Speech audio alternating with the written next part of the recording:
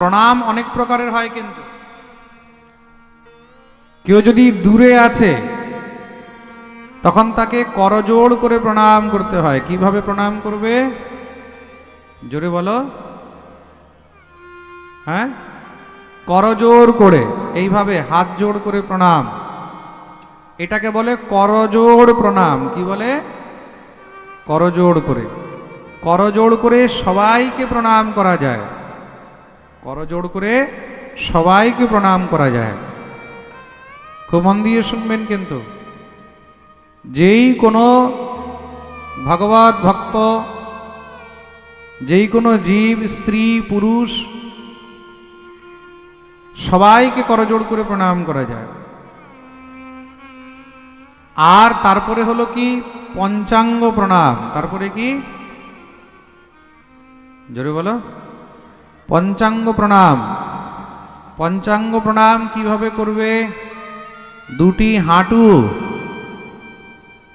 মাটির মধ্যে রেখে, দুটি ভুজা মানে দুই হাত মাটির মধ্যে রাখবে, আর মস্তক, মাথাটা মাটির মধ্যে ঠেকাবে। এটা হলো পঞ্চাঙ্গ প্রণাম। পঞ্চাঙ্গ প্রণাম সবাই করতে পারে, স্ত্রী পুরুষ সবাই পঞ্চাঙ্গ প্রণাম করতে পারে। আর তারপরে হলো দণ্ডবৎ প্রণাম, মানে সাষ্টাঙ্গ প্রণাম। দণ্ডবৎ সাষ্টাঙ্গ প্রণাম একমাত্র পুরুষরাই করতে পারে। দণ্ডবৎ প্রণাম করা নারী জাতিকে নিষেধ। বুঝতে পেরেছেন? স্ত্রী জাতিকে দণ্ডবৎ প্রণাম করা নিষেধ। এবার কোনো স্ত্রী বলতে পারে যে আমরা যদি দণ্ডবৎ প্রণাম করি তাহলে কি হবে? কোনো স্ত্রী যদি দণ্ডবৎ প্রণাম করে তখন শাস্ত্র বিরুদ্ধ কর্ম করার কারণে তাকে তার বিপরীত ফল ভোগ করতে হবে। স্ত্রী জাতিকে কখনো ভুলেও কিন্তু দণ্ডবৎ প্রণাম করতে নেই। তাতে কি হয়? ভগবতী ভূমি তার উপরে ক্রুদ্ধ হয়ে যায়, রুষ্ট হয়। স্ত্রী যদি দণ্ডবৎ প্রণাম করে তাহলে ভূমি কষ্ট পায়। খুব মন দিয়ে শুনবে, প্রেম সে বলো। তার জন্য স্ত্রী জাতিকে দণ্ডবৎ প্রণাম করতে নেই। দণ্ডবৎ প্রণাম মানে একদম শুয়ে, একদম লাঠির মতন। দণ্ড মানে লাঠি, লাঠির মতন একদম শুয়ে পড়ে সাষ্টাঙ্গ, সম্পূর্ণ অঙ্গ মাটির মধ্যে নিয়ে তারপরে প্রণাম করাটাকে বলা হয় সাষ্টাঙ্গ বা দণ্ডবৎ প্রণাম। এটা স্ত্রী জাতির জন্য নিষেধ। প্রেম সে বলো। স্ত্রী জাতি যদি মাটির মধ্যে ঘুমাচ্ছে, আরেকটি জিনিস আজকে জেনে রাখো, কিছু কিছু এই তত্ত্বগুলো জানা উচিত। স্ত্রী জাতি যদি মাটির মধ্যে শয়ন করছে, ভূমির মধ্যে শয়ন করছে, তা মাটিতে ঘুমালে কখনো কোনো নারীকে উল্টো হয়ে ঘুমাতে নেই। এই যে দণ্ডবৎ প্রণাম করা হচ্ছে না, এই মুদ্রা করে, মানে এইভাবে কোনো সময় স্ত্রীকে ঘুমাতে নেই। স্ত্রী যদি মাটির মধ্যে ঘুমাচ্ছে তাহলে বেশি থেকে বেশি পাশ ফিরে ঘুমাবে বা সোজা হয়ে ঘুমাবে, মনে থাকবে। মানে শাস্ত্রে স্পষ্টরূপে বর্ণন রয়েছে, স্ত্রীর বক্ষস্থল যদি মাটিকে স্পর্শ করে তাহলে তাতে দোষ হয়। বুঝতে পেরেছ? কেন নিষেধ? অনেকে জিজ্ঞাসাও করতে পারে, মহারাজজি স্ত্রী জাতিকে মাটির মধ্যে দণ্ডবৎ কেন প্রণাম করতে নেই বা উল্টো হয়ে কেন ঘুমাতে নেই? স্ত্রীর বক্ষস্থল কখনো ভূমিতে স্পর্শ করতে নেই। ব্রাহ্মণকে কখনো মাটিতে বসতে দিতে নেই। ব্রাহ্মণকে যদি মাটিতে বসতে দিয়েছ, তোমার ঘরের মধ্যে যত লক্ষ্মী আছে সেই সমস্ত লক্ষ্মী সেখান থেকে একদম শেষ হয়ে যাবে। গৃহে আর লক্ষ্মী থাকবে না। ঘরে ব্রাহ্মণ এসেছে, তাকে আসন দেবে বসতে, মনে থাকবে। আসন দেবে, চেয়ার দেবে, বা কোনো খাট হলো সেখানে বসতে দাও। ভূমিতে কখনো ব্রাহ্মণকে বসতে দিতে নেই। ভূমির মধ্যে কখনো কোনো স্ত্রীকে নিজের বক্ষস্থল স্পর্শ করতে নেই। ভূমির মধ্যে মানে মাটির মধ্যে কখনো শঙ্খ রাখতে নেই। খুব মন দিয়ে শুনবে। শঙ্খ সবসময় কোনো না কোনো পাত্রের উপরেই রাখবে। কোনো বাটির উপরে রাখলে বা শঙ্খদানি যে হয়, শঙ্খ রাখার একটা স্ট্যান্ড পাওয়া যায় আজকাল, তো তার উপরে শঙ্খ রাখো, না হলে থালার উপরে রাখো, বাটির উপরে রাখো। মাটির উপরে কখনো শঙ্খ রাখতে নেই, ভূমির উপরে শঙ্খ রাখতে নেই। ভূমির উপরে শঙ্খ রাখলে তখন দোষ হয়, এটা অপরাধ। আর মাটির উপরে কোনো প্রদীপ জ্বালাতে নেই, মনে থাকবে তো। প্রদীপ কিভাবে জ্বালাবে? যেখানে প্রদীপ জ্বালাচ্ছ সেখানে প্রদীপের নিচে একটু ধান দিয়ে দেবে। কি দিয়ে দেবে? একটু ধান দিয়ে দেবে। ধান না থাকলে চাল দিয়ে দেবে, চাল না থাকলে গম দিয়ে দেবে, গম না থাকলে একটু যব দিয়ে দেবে, যব না থাকলে তখন একটু সর্ষ দিয়ে দেবে। এই প্রকারের ধান্য বা শস্য দিয়ে তার উপরেই কিন্তু প্রদীপ রাখা উচিত। এটা হলো প্রদীপ জ্বালাবার নিয়ম। প্রেম সে বলো।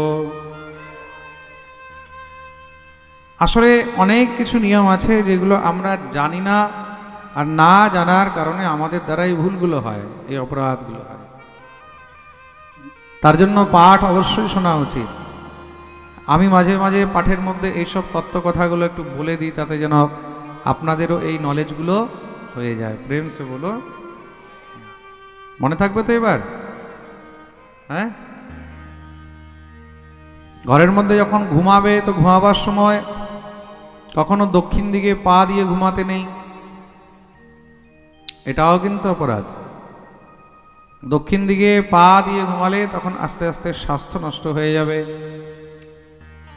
মন চঞ্চল হয়ে যাবে, রোগ ব্যাধি বেড়ে যাবে। সব থেকে শ্রেষ্ঠ হলো পূর্ব দিকে মাথা করে ঘুমাও, সব থেকে উত্তম।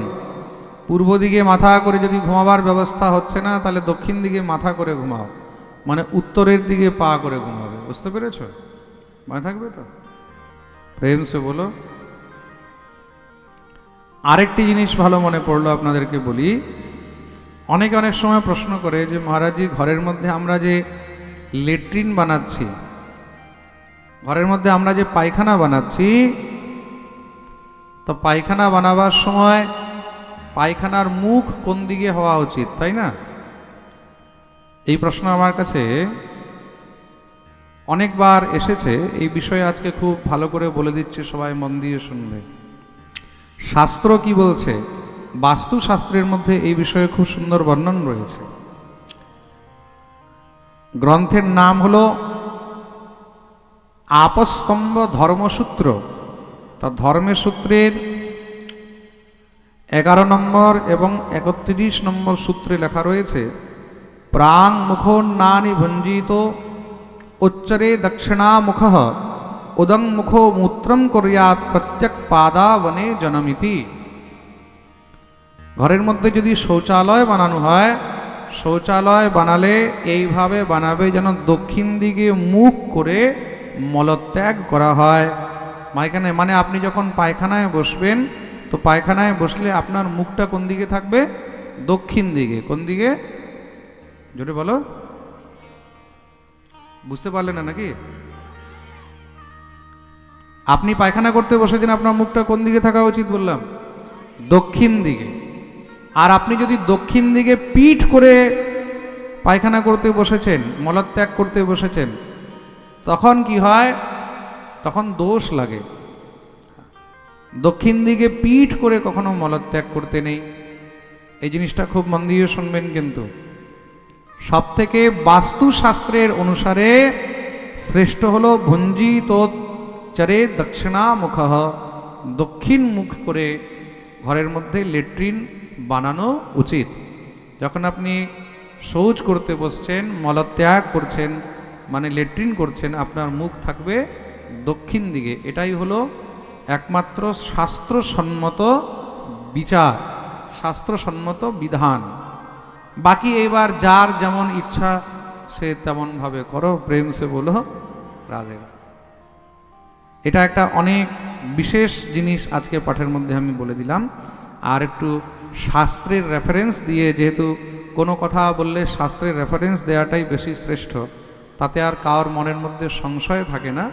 তা এটাই হলো বাস্তুশাস্ত্রের মধ্যে সবথেকে উত্তম। তাই এবার থেকে মনে থাকবে, ঘরের মধ্যে ল্যাট্রিন বানালে কোন দিকে বানাবে? হ্যাঁ, দক্ষিণ দিকে মুখ করে, দক্ষিণ দিকে পিঠ করে নয়, মনে থাকবে।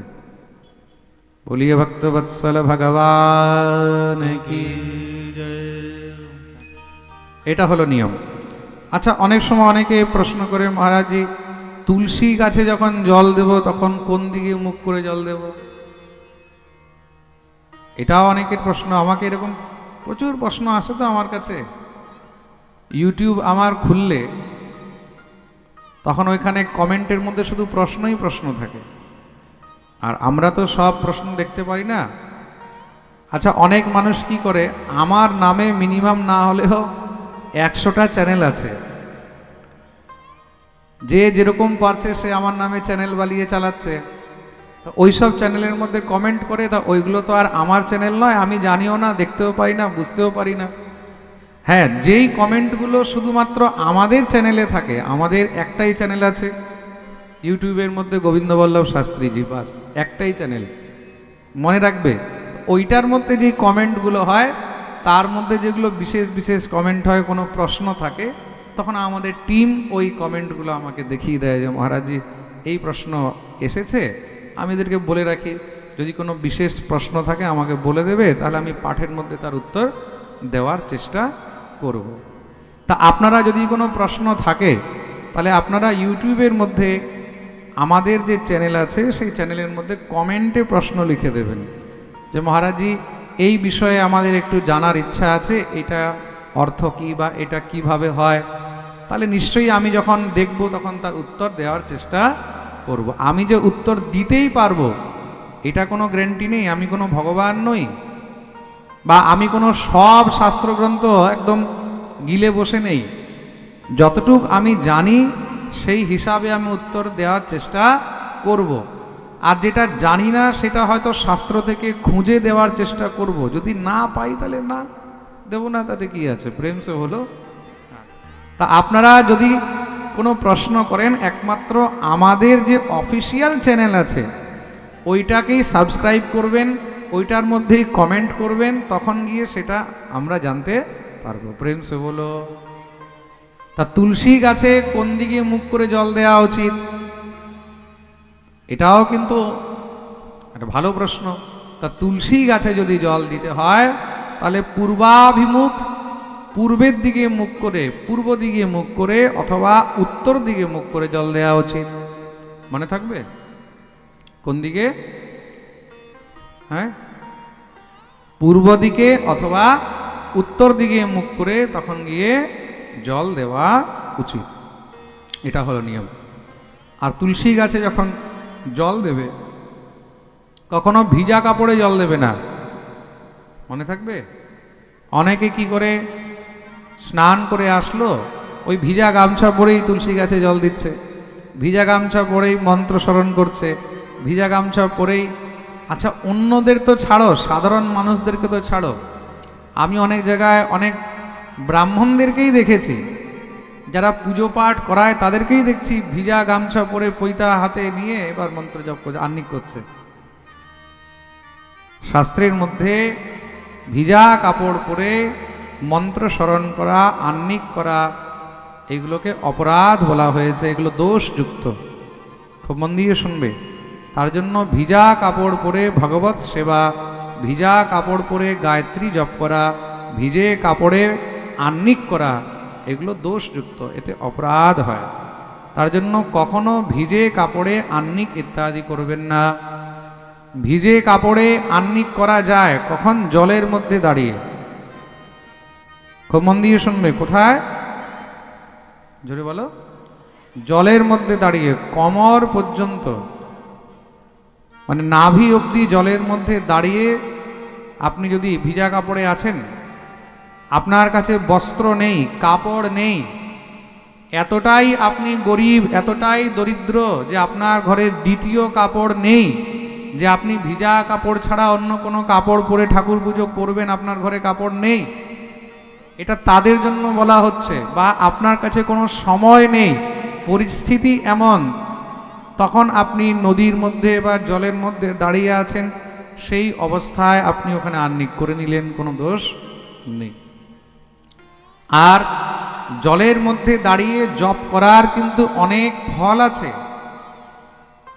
এটাও ভেবে রাখবেন। আপনি যদি নাভি পর্যন্ত জলের মধ্যে দাঁড়িয়ে মন্ত্র জপ করছেন, জলাশয়ের মধ্যে, কোনো তীর্থে, কোনো নদীর মধ্যে জলের ভিতরে দাঁড়িয়ে মন্ত্র জপ করলে তার সহস্রগুণ ফল হয়। মন দিয়ে শুনবে, শাস্ত্রে বর্ণন রয়েছে। কোনটার কি ফল? বট গাছের নিচে বা অশ্বত্থ গাছের নিচে দাঁড়িয়ে তারপরে সেখানে জপ করলে তার কতটা ফল হয়, জলের মধ্যে দাঁড়িয়ে জপ করলে তার কতটা ফল হয়, কোনো তীর্থের মধ্যে জপ করলে কতটা ফল হয়, আর রাধা গোবিন্দ বিগ্রহের সামনে বসে জপ করলে তার কতটা ফল হয়, এগুলো শাস্ত্রের মধ্যে বর্ণন রয়েছে। প্রেম সে বলো, এইগুলো মনে রাখবে কিন্তু। আর ঘরের মধ্যে যদি বৃক্ষ লাগাও, তাহলে ঘরের মধ্যে চেষ্টা করবে বেশিরভাগ ফল জাতীয় বা ফুল জাতীয় বৃক্ষ লাগানো উচিত। ঘরের মধ্যে কণ্টক জাতীয়, মানে যেই গাছের মধ্যে কাঁটা হয়, সেই কণ্টক জাতীয় বৃক্ষ ঘরের মধ্যে লাগাতে নেই। এটাও জেনে নাও, ঘরের মধ্যে কোন গাছ লাগানো উচিত, কোন গাছ লাগানো উচিত। ঘরের মধ্যে কাঁটা জাতীয় কোনো গাছ লাগাবে না। ঘরের মধ্যে কাঁটা জাতীয় বৃক্ষ লাগাবে, ঘরের মধ্যে সবসময় অশান্তি থাকবে, ঘরের মধ্যে অবনতি শুরু হয়ে যাবে, উন্নতি বাধক হয়ে যাবে। আর ঘরের মধ্যে কোনো সময় বেঁটে গাছ লাগাতে নেই। বেঁটে গাছ মানে যেগুলোকে আমরা বলি বনসাই। আজকাল ঘরের মধ্যে বনসাই গাছ খুব লাগায় না? বনসাই গাছ মানে বুঝেছো, গাছগুলোকে ছোট ছোট করে কাটিং করে করে রাখে।